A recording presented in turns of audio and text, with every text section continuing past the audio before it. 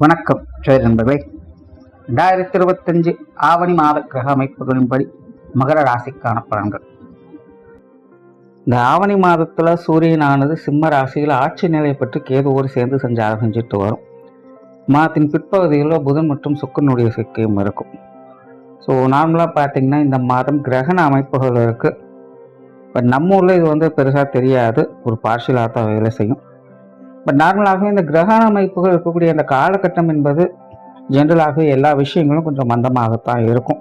குறிப்பாக இந்த மாதம் அரசியல் மற்றும் அரசாங்கம் சார்ந்த விஷயங்கள், நிதிநிலை சார்ந்த விஷயங்கள், என்டர்டெயின்மெண்ட், மீடியா போன்ற விஷயங்கள்லாம் பார்த்தீங்கன்னா இந்த காலகட்டங்களில் அதிக பேசுபொருளாக இருக்கும். பட் அதெல்லாமே ஒரு நெகட்டிவான ஷேரில் பேசுபொருளாக இருக்கும். அதாவது பொதுவான வகையில் மக்கள் விரும்பத்தகாத வகையில் இந்த விஷயங்கள்லாம் கொஞ்சம் சங்கடத்தோடு பேசுபொருளாக இருக்கும். ஸோ இந்த மாதிரியான ஃபீல்டில் இருக்கக்கூடியவங்கெல்லாம் இந்த மாதம் கொஞ்சம் கவனமாக இருங்க. அதே போல் இந்த முறை பார்த்திங்கன்னா புதன் சுக்கிரனுடைய சேர்க்கை இருக்கிறதுனால பெண்கள் கொஞ்சம் கவனமாக இருங்க. குறிப்பாக இளம் பெண்கள். அதாவது இந்த மாதிரியான கிரகண அமைப்புகள் வரும்பொழுது பெரும்பாலும் இந்த உயிரினங்களுக்கு செக்ஸுவல் ப்ரெஷர் அதிகமாகும். இந்த மாதிரியான விஷயங்கள்ல கொஞ்சம் சைக்கோத்தனமாக நடந்துப்பாங்க.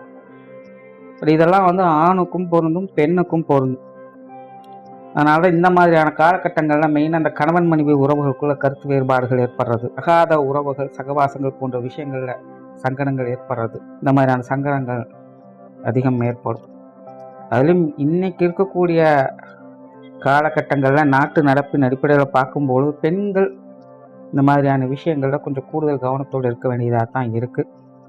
ஸோ இந்த மாதம் நியூஸ்லேயே பார்த்தீங்கன்னா பெண்கள் அப்படி பாதிக்கப்பட்டாங்க, இப்படி பாதிக்கப்பட்டாங்கன்னு நிறைய நியூஸ் வரும். இது ஆவணி மாதம் ஃபுல்லாகவே வேலை செய்யுது. ஸோ கொஞ்சம் கவனமாக இருங்க. மகர ராசிக்கு இந்த மாதம் உங்களுடைய ராசிக்கு 3ஆம் இடத்துல வக்ரகதியில் செயல்பட்டு வர்றாங்க. தவிர மற்ற கிரகங்களுடைய அமைப்பும் கொஞ்சம் ஏற்குமாறாகத்தான் இருக்கு. ஏன்னா மகர ராசிக்காரங்க இந்த மாதம் கொஞ்சம் அனுசரித்து போய்க்கிறது நல்லது. காரியங்கள்ல கருத்தாக இருப்பீங்க. வெளி விஷயங்கள், காரியங்கள், ஈடுபாடுகள் இருக்கு. மற்றவங்க சம்பந்தப்பட்ட விஷயங்கள் ஓரளவுக்கு அனுசரித்து போய்க்கலாம். இருந்தாலும் மற்றவங்க வகையில் பேச்சுவார்த்தைகள் சார்ந்த விஷயங்கள் மனசுக்கு சின்ன சின்ன கண்டிப்புகளை, கடுப்பான விஷயங்களையும் ஏற்படுத்திக்கிட்டு தான் இருக்கும். அவங்க இஷ்டத்துக்கு ஒவ்வொன்றும் நினைச்சு பண்றாங்க, பேசுறாங்க. அப்படி மாதிரி சின்ன சின்ன சங்கடங்கள் வரலாம். அதனால கூட இருப்பவங்க வகையில பேச்சுவார்த்தைகள்ல கவனம் எடுத்துக்கங்க. மற்றபடி காரியங்கள்ல சாதகமான அமைப்புகளை பார்க்க முடியும். எதிர்பார்ப்புகள் பூர்த்தியாகும். பிரயாணம் சார்ந்த விஷயங்கள் ஈடுபாடுகள் இருக்கும். அது வகையில சாதகமான அமைப்புகள் எதிர்பார்க்கலாம். சிலருக்கு தொலைதூர பிரயாணங்கள் ஏற்படலாம். பிரயாணங்கள்ல வேகத்தை மட்டும் கொஞ்சம் குறைச்சிக்கோங்க. வண்டி வாகனங்கள்ல போகும்போது திடீர்னு கண்மூடித்தனமான வேகம் எடுக்கும். இந்த மாதிரியான விஷயங்கள் மட்டும் கொஞ்சம் நிதானம் தேவை. குடும்ப விஷயங்கள், காரியங்கள் ஒரு கலவையான அமைப்புகளில் தான் இருக்குது. குடும்ப சுமைகள் கொஞ்சம் அதிகமாக இருக்கத்தான் செய்யும். குடும்பத்தில் இருக்கவங்க கொஞ்சம் ஏட்டிக்கு போட்டியாக இருக்கத்தான் செய்வாங்க.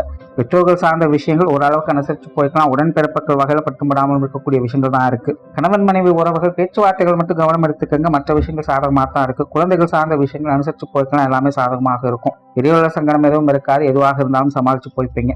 திருமண அமைப்புகள், புத்திரபாக்கிய அமைப்புகள் ரெண்டுமே அளவான அமைப்புகள் தான் வேலை செய்யுது. மாணவர்களுக்கு கல்வி மற்றும் வித்தை சார்ந்த விஷயங்கள் சாதகமாகவே இருக்கும். மாணவர்களுடைய தேவைகள் பூர்த்தியாகும்.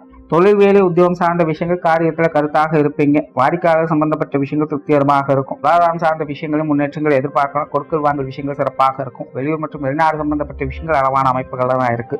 சொத்து சுகங்கள் மற்றும் வாகன ரீதியான விஷயங்கள் சாதகமாக இருக்கு. புதிய வேலை வாய்ப்புகள், தொழில் வாய்ப்புகள் போன்ற விஷயங்கள் அளவான நிலைகளாக செயல்படுது. சிந்தித்து செயல்படுங்க.